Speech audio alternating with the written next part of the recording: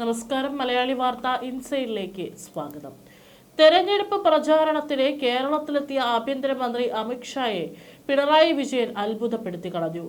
കേരളത്തിന്റെ വികസനം കണ്ടല്ല, കേന്ദ്ര സർക്കാർ നൽകിയ കോടാനുകോടികൾ കൊണ്ട് പിണറായി സ്വന്തം സാമ്രാജ്യം കെട്ടിപ്പടുത്തത് കണ്ടാണ് അമിത്ഷാ അത്ഭുതപ്പെട്ടത്. തുടർന്ന് ഡൽഹിയിലെ പ്രധാനമന്ത്രിയുടെ ഓഫീസുമായി ബന്ധപ്പെട്ട് ഇക്കാര്യത്തിൽ അടിയന്തരമായ ഒരു പരിഹാരം കാണണമെന്നും അമിത്ഷാ ആവശ്യപ്പെട്ടതായാണ് വിവരം. മൂന്നാം പിണറായി സർക്കാർ അധികാരത്തിലെത്തിയാൽ വേണമെങ്കിൽ കേന്ദ്ര സർക്കാരിനെ തന്നെ കേരള സർക്കാർ ഹൈജാക്ക് ചെയ്യുമെന്ന് അമിത്ഷാ പ്രധാനമന്ത്രിയുടെ ഓഫീസിനെ അറിയിച്ചു. അങ്ങനെയാണ് മുഖ്യമന്ത്രി പിണറായി വിജയൻ കേന്ദ്ര പദ്ധതികളുടെ പേര് മാറ്റുന്ന സ്റ്റാർട്ടപ്പ് സംസ്ഥാനത്ത് തുടങ്ങിയിരിക്കുകയാണ് അമിത്ഷാ പറഞ്ഞത്. റേഷനരിയും ഭവന നിർമ്മാണത്തിനുള്ള ഫണ്ടും ഉൾപ്പെടെ പ്രധാനമന്ത്രി നരേന്ദ്രമോദി പദ്ധതിയും പണവും നൽകുന്നു. അതെല്ലാം തന്റെയും പാർട്ടിയുടെയും പേരിലാക്കി മാറ്റുകയാണ് പിണറായി ചെയ്യുന്നത്. ദേശീയപാത 66 നിർമ്മാണത്തിനുള്ള മുഴുവൻ ഫണ്ടും നൽകിയത് കേന്ദ്ര സർക്കാരാണ്. എന്നാൽ ആ പാതയിൽ ഉടനീളം പിണറായി വിജയന്റെ വലിയ പോസ്റ്ററുകൾ വെച്ചിരിക്കുകയാണ്. സംസ്ഥാനത്ത് മാത്രമാണ് കോൺഗ്രസിനെ കമ്മ്യൂണിസ്റ്റ് പാർട്ടിയും പരസ്പരം എതിർക്കുന്നതെന്നും മറ്റിടങ്ങളിൽ ഇരു പാർട്ടികളും ഒരുമിച്ച് നടക്കുകയാണെന്നും അമിത്ഷാ പറഞ്ഞു. ഒന്നാം പിണറായി സർക്കാർ അധികാരത്തിലെത്തിയത് മുതൽ കേന്ദ്ര പദ്ധതികൾ ഒന്നടങ്കം അടിച്ചുമാറ്റൽ തുടങ്ങിയിരുന്നു. ലൈഫ് മിഷൻ ഉൾപ്പെടെയുള്ള പദ്ധതികൾ കേന്ദ്ര സർക്കാർ വിഭാവനം ചെയ്തതാണ്. ദേശീയപാത 66ന്റെ നിർമ്മാണം കേന്ദ്രം പൂർണ്ണമായി നടപ്പാക്കി. എന്നാൽ അതെല്ലാം പിണറായി കരസ്ഥമാക്കി. ഇത്രയും സ്ഫോടനാത്മകമായ സാഹചര്യമാണ് കേരളത്തിലുള്ളതെന്ന് അമിത്ഷാ കരുതിയില്ല. ഇനി കേരളത്തിന് നൽകുന്ന എല്ലാ സഹായങ്ങൾക്കും കേന്ദ്ര സർക്കാരിന്റെ കൃത്യമായ ചെക്കുണ്ടാവും. അതിനുള്ള നടപടികൾ അമിത്ഷാ ആരംഭിച്ചു കഴിഞ്ഞു. BJPയുടെ പ്രമുഖ നേതാക്കളെല്ലാം തന്നെ ഇക്കാര്യം ഉയർന്ന തലങ്ങളിൽ പങ്കുവെച്ചു കഴിഞ്ഞു. കേരളത്തിന് കേന്ദ്രം എന്തു കൊടുത്താലും അത് സ്വന്തം ലേബലിലാക്കാനാണ് പിണറായി ശ്രമിക്കുന്നത്. കേരളത്തിൽ താമര വിരിയിക്കാനുള്ള ആവേശത്തിൽ അവസാന ദിനങ്ങളിലും അമിത്ഷാ ഉൾപ്പെടെയുള്ള കേന്ദ്ര നേതാക്കളെ ഇറക്കി പ്രചാരണം ഊർജിതമാക്കിയിരിക്കുകയാണ് BJP. കോൺഗ്രസിനെയും CPM-നെയും കടന്നാക്രമിച്ചാണ് പ്രചാരണം. ഡീൽ FCRA ആരോപണങ്ങൾ പൊളിഞ്ഞെന്നും BJP സംസ്ഥാന പ്രസിഡന്റ് രാജീവ് ചന്ദ്രശേഖർ പറഞ്ഞു. മഞ്ചേശ്വരം ഉറപ്പെന്ന് K. സുരേന്ദ്രൻ പറഞ്ഞു. കുറഞ്ഞത് 5 സീറ്റ് വരെയാണ് BJP സ്വപ്നം കാണുന്നത്. മാറാത്തത് മാറുമെന്നതാണ് BJPയുടെ പ്രചാരണ വാചകം. കേരളത്തിലെ വികസന മുരടിപ്പ് മാറ്റും എന്നതാണ് ഉദ്ദേശിക്കുന്നതെങ്കിൽ ഓരോ വോട്ടെണ്ണൽ കഴിയുമ്പോഴും BJPയുടെ സീറ്റ് നില 0 അവസ്ഥ ഇത്തവണ മാറുമെന്ന സ്വപ്നവും അതിനുള്ളിൽ ഒളിഞ്ഞിരിപ്പുണ്ട്. അതിന് പറ്റിയ ഏറ്റവും നല്ല സമയമെന്ന നിലയിൽ പ്രധാനമന്ത്രി അടക്കം 1 ഡസണിലേറെ കേന്ദ്രമന്ത്രിമാർ ദിവസങ്ങളോളം തമ്പടിച്ച് പ്രചാരണം നയിച്ചു. പണവും ആൾബലവും സാങ്കേതികതയും ഇറക്കി മണ്ഡലങ്ങൾ ഇളക്കി മറിച്ചു. കലാശക്കൊട്ടിന്റെ തലേദിവസവും അമിത്ഷാ പ്രചാരണത്തിന് നേതൃത്വം നൽകി. വികസന മുദ്രാവാക്യത്തിലൂന്നിയ BJPക്ക് ആദ്യം കോൺഗ്രസ് ഉന്നയിച്ച ഡീൽ വിവാദം തിരിച്ചടിയായി. ക്രിസ്ത്യൻ വോട്ടിൽ കണ്ടുവെച്ച BJPക്ക് അതിലും വലിയ തിരിച്ചടിയായി മാറി FCRA നിയമ ഭേദഗതി. ബില്ല് തൽക്കാലത്തേക്ക് മാറ്റി കിരൺ റിജിജു അടക്കമുള്ള മന്ത്രിമാർ സഭാ നേതാക്കളോട് ആശയവിനിമയം നടത്തിയതോടെ ആഘാതം കുറഞ്ഞെന്നാണ് പ്രതീക്ഷ. 2009 മുതൽ കേരളത്തിൽ പാർട്ടി നേടിയ സ്ഥിരമായ വളർച്ചയും വോട്ട് വിഹിതത്തിലെ വർധനവും ആദ്യത്തെ നിയമസഭാ അംഗം എന്ന പദവിയും തിരുവനന്തപുരത്ത് നിലവിലെ മേയർ സ്ഥാനവും ഉൾപ്പെടെ നിരവധി വിജയങ്ങൾ അമിത്ഷാ പറഞ്ഞു. കേന്ദ്ര ആഭ്യന്തരമന്ത്രി അമിത്ഷായുടെ സാന്നിധ്യം കൊണ്ട് ഭാരതീയ ജനതാ പാർട്ടി സ്ഥാപക ദിനം ശ്രദ്ധേയമായി. BJPയുടെ 47ാം സ്ഥാപക ദിനമാണ് ഇന്നലെ നടന്നത്. ഗംഭീര പരിപാടികൾക്കാണ് തലസ്ഥാന നഗരി സാക്ഷ്യം വഹിച്ചത്. സംസ്ഥാനം ആസ്ഥാനമായ പുതിയ മാരാർജി ഭവനിലാണ് പ്രധാന ചടങ്ങ് നടന്നത്. കനത്ത പോലീസ് സുരക്ഷയ്ക്കിടയിൽ കേന്ദ്ര ആഭ്യന്തരമന്ത്രി പാർട്ടി പതാക ഉയർത്തി.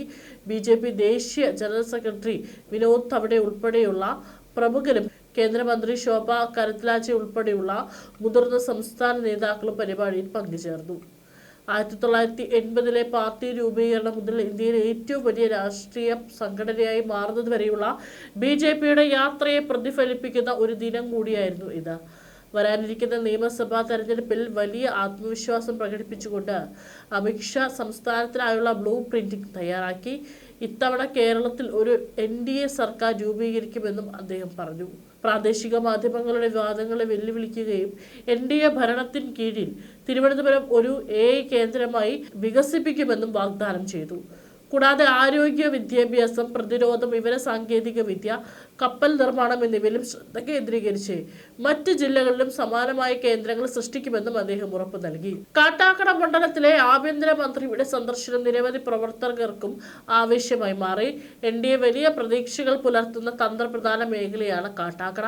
വൈകുന്നേരം 4 മണിയോടെ ക്രിസ്ത്യൻ കോളേജ് ഗ്രൗണ്ടിൽ പ്രത്യേകം സജ്ജീകരിച്ച വേദി കാട്ടാക്കട, അരുവിക്കര, നെയ്യാറ്റിൻകര മണ്ഡലങ്ങളിൽ നിന്നുള്ള ആയിരക്കണക്കിന് പ്രവർത്തകരെ കൊണ്ട് നിറഞ്ഞിരിക്കുകയായിരുന്നു. വൈകുന്നേരം 6 മണിയോടെ തിരുവനന്തപുരത്ത് നിന്ന് റോഡ് മാർഗമെത്തിയ മന്ത്രിക്ക് വൻ സ്വീകരണമാണ് ലഭിച്ചത്.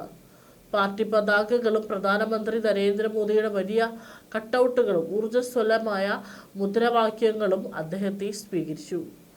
കുട്ടികൾ, മുതിർന്നവർ എന്നിങ്ങനെ വലിയ ജനക്കൂട്ടം തന്നെ കാത്തിരുന്നു. കാട്ടാക്കട സ്ഥാനാർത്ഥി PK കൃഷ്ണദാസ്, അരുവിക്കരയിൽ ചെങ്കൽ രാജശേഖരൻ നായർ, പാറശാലയിലെ ഗിരീഷ് നെയ്യാർ തുടങ്ങിയ സ്ഥാനാർത്ഥികൾ കഴുത്തിൽ ഒരു വലിയ താമരമാല അണിയിച്ചുകൊണ്ടാണ് മന്ത്രിയെ സ്വീകരിച്ചത്. PK കൃഷ്ണദാസ് അദ്ദേഹത്തിന് അയ്യപ്പ വിഗ്രഹം സമ്മാനിച്ചു.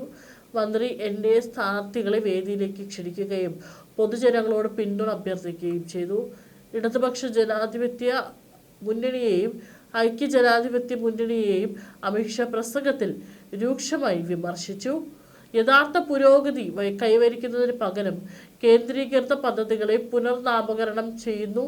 വെറും സ്റ്റാർട്ടപ്പ് മാത്രമാണ് ഇടത് സർക്കാരിന്റെ വികസനം അദ്ദേഹം പരിഹസിച്ചു. കഴിഞ്ഞ ദശകത്തിൽ സ്ത്രീ സുരക്ഷ ഉറപ്പാക്കുന്നതിൽ ഇടതുപക്ഷം പരാജയപ്പെട്ടുവെന്ന് ആരോപിച്ച അദ്ദേഹം വിജയിച്ചാൽ അഴിമതിക്കെതിരെ NDA സർക്കാർ കർശന നടപടി സ്വീകരിക്കുമെന്നും പറഞ്ഞു.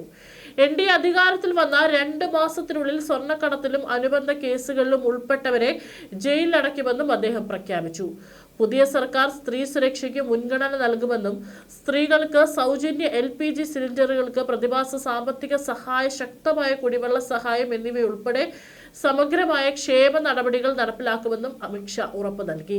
തെരഞ്ഞെടുപ്പിന് ഏതാനും ദിവസങ്ങൾക്ക് മുമ്പ് ദേശീയ നേതാക്കളുടെ സജീവ സാന്നിധ്യവും അടിസ്ഥാന വികസന വിഷയങ്ങളിൽ വലിയ ശ്രദ്ധയും ഉറപ്പുവരുത്തുന്നതിനായി വരുന്ന 2 ദിവസം കൂടുതൽ കേന്ദ്രമന്ത്രിമാർ പ്രചാരണത്തിനായി സംസ്ഥാനത്തെത്തും. തെരഞ്ഞെടുപ്പ് പരസ്യ പ്രചാരണത്തിന് അവസാന ലാപ്പിൽ ആലപ്പുഴയിലെ NDA പ്രവർത്തകർക്ക് ഊർജ്ജം പകർന്ന കേന്ദ്ര ആഭ്യന്തരമന്ത്രി അമിത്ഷാ ആലപ്പുഴയിൽ ഹരിപ്പാടിനെ ഇളക്കി മറിച്ച അമിത്ഷായുടെ റോഡ് ഷോ മഴയെ വകവയ്ക്കാതെ വൻ ആവേശത്തിലാണ് അണികൾ റോഡ് ഷോയിൽ പങ്കെടുത്തത്. BJPക്ക് ഏറ്റവും അധികം പ്രകടനം കാഴ്ചവെക്കാൻ കഴിയുമെന്ന് കരുതപ്പെടുന്ന മണ്ഡലമാണ് ഹരിപ്പാട്. BJPയുടെ A ക്ലാസ് മണ്ഡലങ്ങളിൽ ഒന്നാണ് ഹരിപ്പാട്. BJPയുടെ ഏറ്റവും പ്രിയപ്പെട്ട യുവ നേതാക്കളിൽ ഒരാളായ സന്ദീപ് ബജസ്പതിയാണ് ഹരിപ്പാട് സ്ഥാനാർത്ഥിയായി ജനവിധി തേടുന്നത്. BJP വലിയ രീതിയിലുള്ള പ്രകടനം കാഴ്ചവെച്ചു എന്ന വിലയിരുത്തൽ കൂടിയുള്ള മണ്ഡലമാണ് ഹരിപ്പാട്. അവസാന ലാപ്പിൽ പരമാവധി വോട്ടുകൾ BJPക്ക് ഉറപ്പിക്കുന്നതിനായി ആണ് റോഡ് ഷോ ഹരിപ്പാട് നഗരത്തിലൂടെ കടന്നുപോയത്. റോഡ് ഷോയ്ക്കിടെ മഴയുണ്ടായി എങ്കിലും കാലാവസ്ഥയെ പോലും അവഗണിച്ചുകൊണ്ടാണ് ആയിരക്കണക്കിന് വരുന്ന പ്രവർത്തകരുടെ അകമ്പടിയോടെ റോഡ് ഷോ നടന്നത്. യുവനേതാവും സ്ഥാനാർത്ഥിയുമായ സന്ദീപ് ബജസ്പതിയും തുറന്ന ജീപ്പിൽ അമിത്ഷായോടൊപ്പം ഉണ്ടായിരുന്നു. രമേശ് ചെന്നിത്തലയ്ക്കെതിരെ വിവിധ ആരോപണങ്ങൾ ഉന്നയിച്ചുകൊണ്ട് തുടക്കം മുതൽ തന്നെ മികച്ച രീതിയിലുള്ള പ്രകടനം കാഴ്ചവെക്കാൻ BJPക്കായി എന്ന് നേതാക്കൾ അവകാശപ്പെടുന്നു. ആലപ്പുഴ മണ്ഡലങ്ങളിലെ പ്രധാനപ്പെട്ട മണ്ഡലമായി കണക്കാക്കാവുന്ന മണ്ഡലമാണ് ഹരിപ്പാട്. ഒരു ത്രികോണ മത്സരത്തിന്റെ പ്രതീതി ജനിപ്പിക്കാൻ സാധിച്ചെന്ന് 3 മുന്നണികളും അവകാശപ്പെടുന്നുണ്ട്. അതിനവർ ചൂണ്ടിക്കാണിക്കുന്നത് മറ്റു മണ്ഡലങ്ങളിൽ പ്രചാരണത്തിന് പോവാതെ ഹരിപ്പാട് കേന്ദ്രീകരിച്ച് രമേശ് ചെന്നിത്തല നടത്തുന്ന പ്രവർത്തനങ്ങളെയാണ്. 11 മണിക്ക് നിശ്ചയിച്ചിരുന്ന റോഡ് ഷോ 1 മണിക്കൂർ വൈകി 12ഓടെയാണ് ആരംഭിച്ചത്. ലോക്സഭാ പ്രതിപക്ഷ നേതാവ് രാഹുൽ ഗാന്ധിയോടും വയനാട് MP പ്രിയങ്ക ഗാന്ധിയോടും അമിത്ഷാ ചോദ്യങ്ങൾ ഉയർത്തി. രാഹുലും പ്രിയങ്കയും ജയിച്ചത് കേരളത്തിൽ നിന്നാണെന്നും ഇരുവരും കേരളത്തിനായി എന്ത് ചെയ്തെന്നുമാണ് അമിത്ഷാ ചോദിച്ചത്. ചോദ്യത്തിന് കേരള ജനതയോട് രാഹുൽ ഉത്തരം നൽകണമെന്നും രാജ്യത്ത് കോൺഗ്രസിന്റെ അവസാനമായെന്നും അമിത്ഷാ പറഞ്ഞു. കമ്മ്യൂണിസം രാജ്യത്ത് തന്നെ അവസാനിച്ചെന്നും ഇനി NDA സർക്കാരിന്റെ സമയമാണെന്നും അമിത്ഷാ വ്യക്തമാക്കി. സമ്മിറ്റ് നടന്നപ്പോൾ പല രാജ്യങ്ങളുടെയും തലവന്മാരെത്തി. അവിടെ രാഹുലിന്റെ നേതൃത്വത്തിലുള്ള സംഘം തുണിയൂരി എറിഞ്ഞാണ് പ്രതിഷേധിച്ചത്. ഒരു കാര്യം അവർ ഓർക്കണം, തുണിയുരിഞ്ഞ് പ്രതിഷേധിക്കേണ്ട കാര്യമില്ല. കോൺഗ്രസ് ഇപ്പോൾ തന്നെ നഗ്നരാണ്. പാചകവാതക ഇന്ധനവില വർദ്ധിച്ചതായി രാഹുൽ പറഞ്ഞു. ശരിയാണ്, പക്ഷേ അത് കേരളത്തിലല്ല, പാകിസ്ഥാനിലാണ് വില വർധനവുണ്ടായത്. രാഹുൽ ഇന്ത്യയുടെയും കേരളത്തിന്റെയും പാകിസ്ഥാന്റെയും വിലക്കയറ്റം ഒരുപോലെയാണ് കാണുന്നത്. ഇന്ധനവില പറഞ്ഞ് രാഹുൽ ജനങ്ങളെ തെറ്റിദ്ധരിപ്പിക്കുകയാണ്. രാഹുൽ വിദേശ നയങ്ങളെ തമാശ രൂപേണ അവതരിപ്പിക്കുമ്പോൾ ശശി തരൂർ കേന്ദ്രത്തെ അഭിനന്ദിക്കുകയാണെന്നും അമിത്ഷാ പറഞ്ഞു. മുഖ്യമന്ത്രി പിണറായി വിജയൻ തിരുവനന്തപുരത്തിനായി എന്താണ് ചെയ്തതെന്നും അദ്ദേഹം ചോദിച്ചു. തലസ്ഥാന നിവാസികൾക്ക് പട്ടിക നൽകുമോ? വികസനം നടത്താൻ പിണറായി വിജയന് കഴിയില്ല. പേരുമാറ്റൽ എന്ന സ്റ്റാർട്ടപ്പ് അദ്ദേഹം തുടങ്ങി. PM ആവാസ് പദ്ധതി ലൈഫ് മിഷനാക്കി. മോദി സർക്കാർ പാവങ്ങൾക്ക് അരി നൽകിയപ്പോൾ പിണറായി സർക്കാർ അവരുടെ സ്റ്റിക്കർ ഒട്ടിച്ച് ആളുകൾക്ക് വിതരണം നടന്നു. നാഷണൽ ഹൈവേ 66 നിർമ്മിച്ചത് പ്രധാനമന്ത്രി, ഫ്ലക്സ് വെച്ചത് പിണറായിയുടേത്. കേരളത്തിൽ താമര വിരിയില്ലെന്നാണ് ചിലർ കരുതിയത്. എന്നാൽ കേരളത്തിനോട് നന്ദി പറയാനാണ് ഞാൻ ആഗ്രഹിക്കുന്നത്. 2016 ആദ്യമായി താമര വിരിഞ്ഞ MLA ആയി. 2024 ആദ്യമായി താമരയിൽ MP വന്നു. 2025 ആദ്യമായി താമരയിൽ മേയർ ഉണ്ടായി. ഉടൻ തന്നെ താമരയിൽ ഒരു മുഖ്യമന്ത്രിയും ജനിക്കുമെന്നാണ് അമിത്ഷാ പറഞ്ഞത്. NDA അധികാരത്തിലെത്തിയാൽ വീട്ടമ്മമാർക്ക് പ്രതിമാസം 2500 രൂപ നൽകുമെന്ന് അമിത്ഷാ പ്രഖ്യാപിച്ചു. 2 വർഷത്തിനുള്ളിൽ കേരളത്തിൽ എയിംസ് നിർമ്മിക്കുമെന്നും ക്രിസ്മസിനും ഓണത്തിനും കുടുംബങ്ങൾക്ക് 2 LPG സൗജന്യമായി നൽകുമെന്നും അദ്ദേഹം പറഞ്ഞു. എല്ലാ വീടുകളിലും 20,000 ലിറ്റർ വെള്ളം സൗജന്യമായി നൽകുമെന്നും അമിത്ഷാ പറഞ്ഞു. നേമം റെയിൽവേ പാത ഇരട്ടിപ്പിക്കൽ സാധ്യമാകും. തലസ്ഥാനത്തെ IT ഹബ്ബാക്കി മാറ്റും. കൊല്ലത്തെ കടൽ സാമ്പത്തിക ശക്തിയാക്കി മാറ്റും. കോഴിക്കോട് ആരോഗ്യ റിസർച്ച് ഹബ്ബാക്കി മാറ്റും. തൃശ്ശൂരിനെ സാംസ്കാരിക ടൂറിസം കേന്ദ്രമാക്കി മാറ്റും. കണ്ണൂരിനെ പ്രതിരോധ വികസന ഹബ്ബാക്കി മാറ്റുമെന്നും അമിത്ഷാ പറഞ്ഞു.